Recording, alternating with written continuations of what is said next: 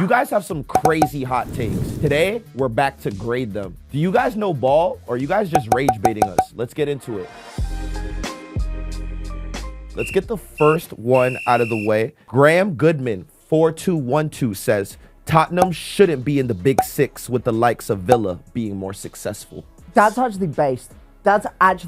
I'm a big fan of that. I'm actually a big fan of that because I don't know if I'm a fan of that, bro. Even as an Arsenal fan. I'm a big fan of that. Graham, thank you. Because you know what? Like, the rest of the world is too scared to hear what you have to say. I think Aston Villa are a bigger club and they're more sustainable. I feel like Tottenham, they got their trophy last year, right? But I don't know, the rest of it, there's a lot in between, right? It's like Champions League final. Yeah, guys, we did it. And then it's like, wait. Win the Europa League in a season where they actually finished 17th.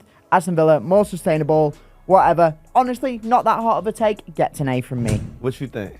I think real quick, I might sound like an ill boomer, but Do it. Are we saying base? Like, what does base mean? Base means like it's good, like it's lit. Yeah, so it's valid. It's valid. Oh, Yeah, it's valid. Yeah, Okay, I think I'm gonna have to agree with Talon on this one because I don't think anybody has any God-given right to be in any position. Like, you really got to work for it. And Yes, like, United fan.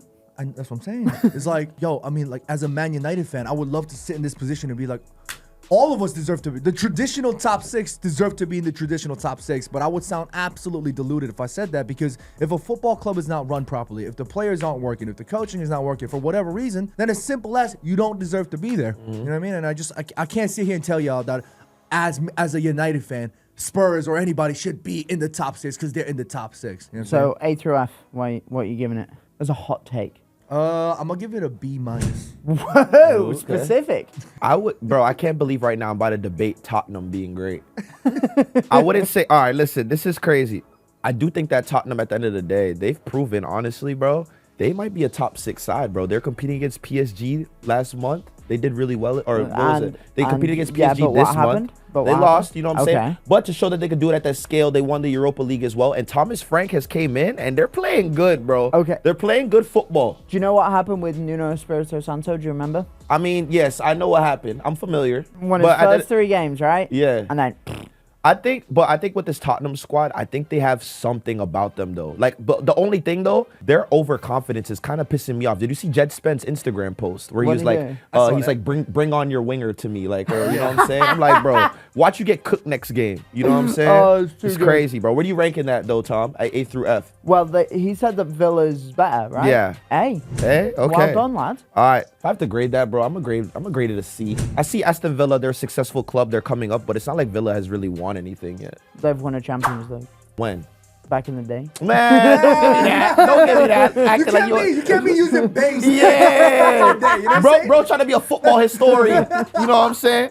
Always had a soft spot for Villa. That's all I'll say. Yankee Spam says, I just First of all, sorry, what is that Instagram handle? Yankee Spams. That's a YouTube name. That's worse. Yeah, I don't know what Yankee Spams is. Oh, I guess it's like Yank, like American spams, like messages. That's dumb. That's dumb. Crazy. I'm sorry, Yankee Spams, wherever you are. All right, Yankee Spams. I just know I'm gonna be bombarded like crazy. Messi only deserved 3 to 4 Ballon d'Ors. Shut the f up.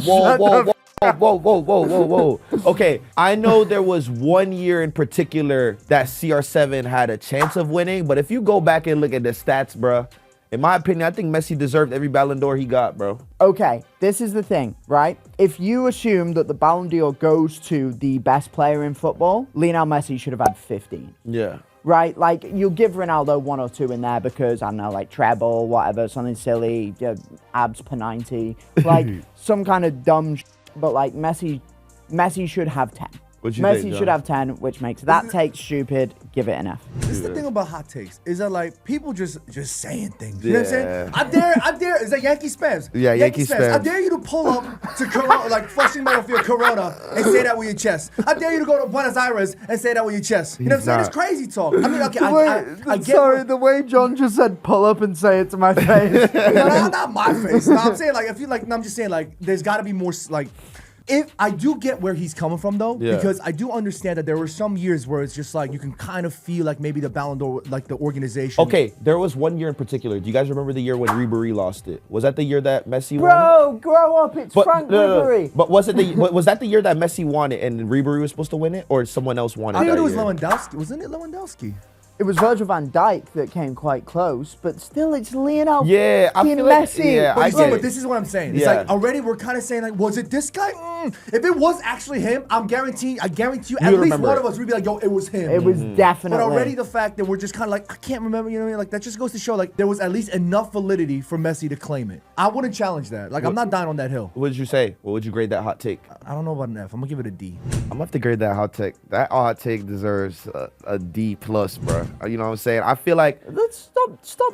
there's only 1 year where Messi could have maybe lost it, and that was the Ribéry year back in 2012. But other than that, bro, what are we really talking about here? It's Messi, dog. Like, you know what I'm saying? Whenever Messi wins a Ballon d'Or, it's honestly rightfully deserved, bro. Yeah. At the end of the day. I don't get, sorry, one more thing on that. When people got mad that he won one after he won the World Cup with Argentina, That's the one that's the most deserving. He won the World Cup. He ended every discussion there was. that was it. Like, if there ever was a GOAT debate, It got ended that yeah, day. it did. I would like to add though that like that conversation I remember that year was because people were saying that statistically, numbers wise, he wasn't really pulling up to it. It was just that World Cup thing that really glorified him to that Ballon d'Or.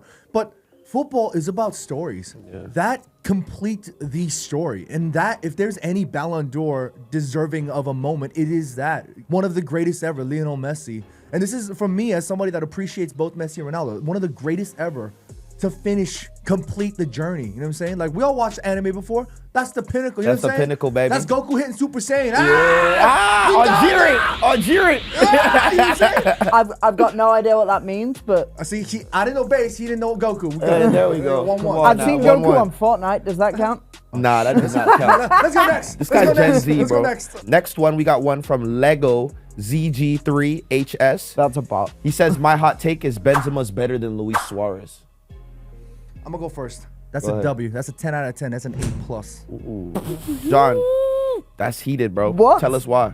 Look, Suarez. If we're comparing pound for pound, I think Benzema is a much more clinical, Cap. stronger, faster, Wrong. longevity. Wrong. If I had to pick the best nines, and you gave me Benzema Suarez, I'm going Benzema 10 out of 10. 10 times out of 10. What you think, Tom? Suarez maybe had a little bit of that like he was unstoppable moment, but that was such a short period. Okay, go ahead. So Luis Suarez was the best striker in Europe from 2014 until about 2000. 17, 16?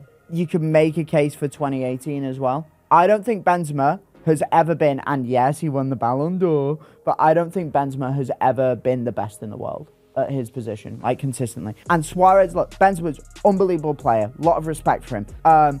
But Suarez, better goal scorer, better dribbler, better work rate. I mean, better passer? Could you make that argument? I don't know, man. And like, look, the Liverpool fan in me as well is like, that Liverpool team was bad.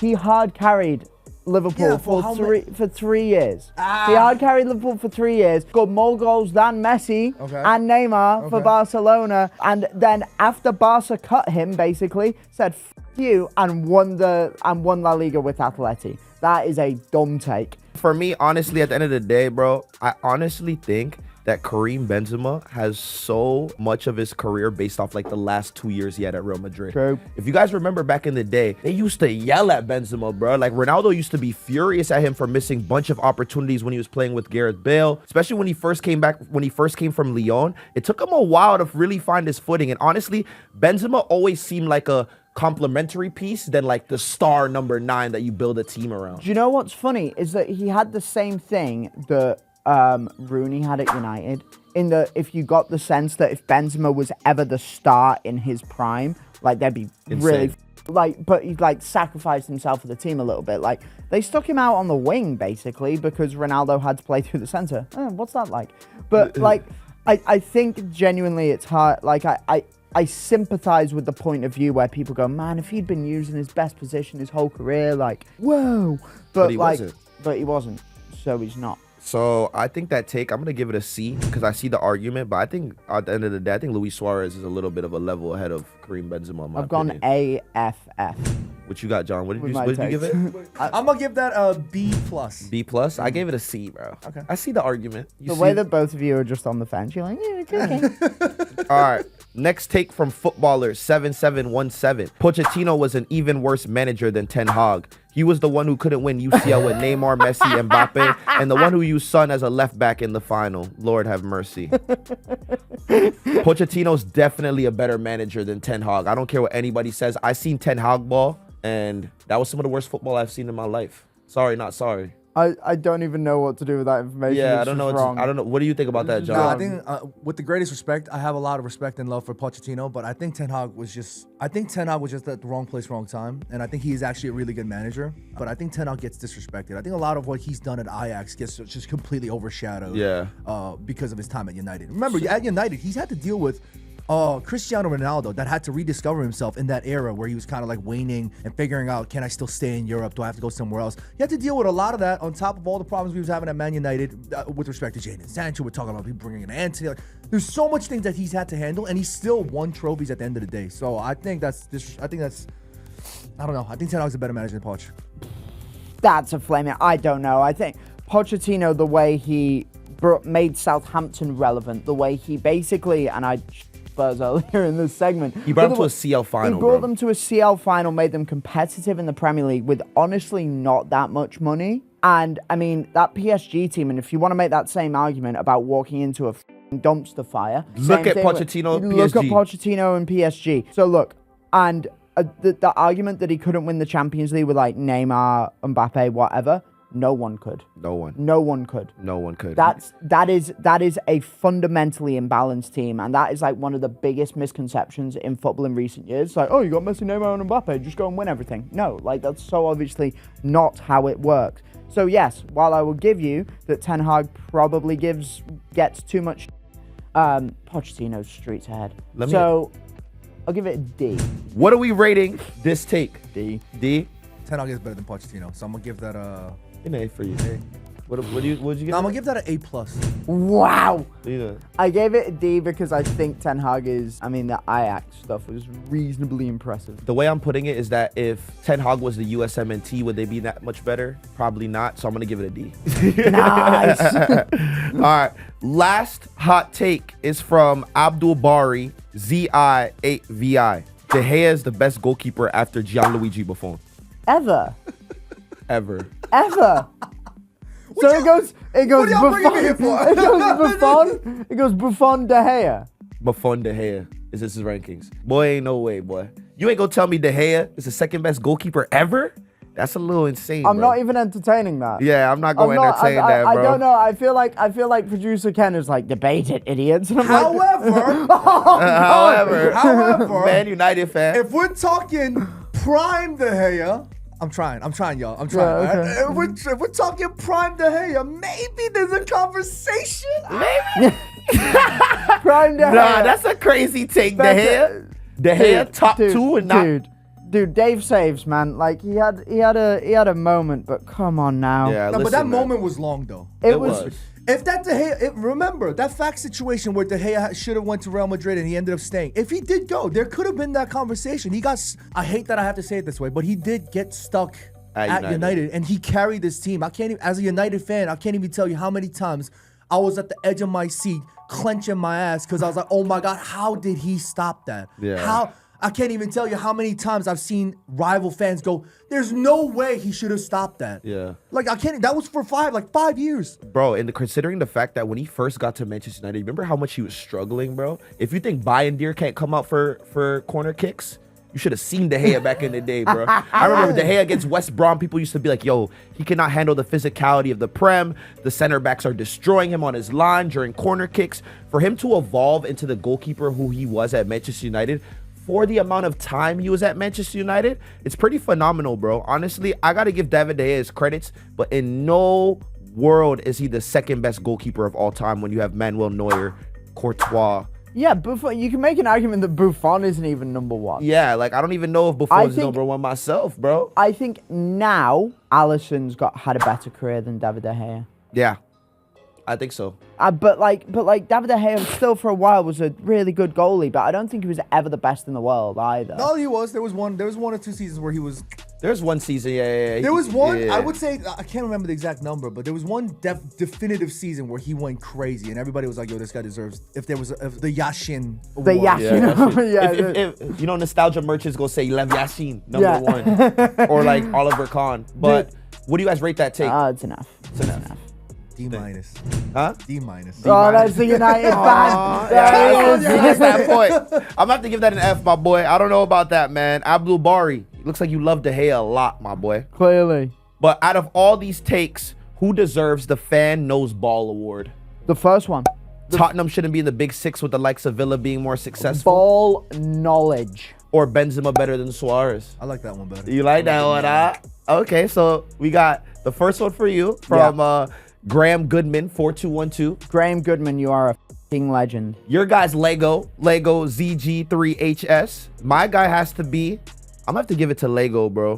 No, I'm gonna have to give it to Graham Goodman. Actually, I didn't even like any of those takes. I don't even know what I like, bro. Raheem's conclusion, you're all stupid. Honestly, bro, I don't like any of these takes, dog. We gonna move forward with that, bro. Let us know in the comment section what's your football hot take, and we'll review it in future episodes.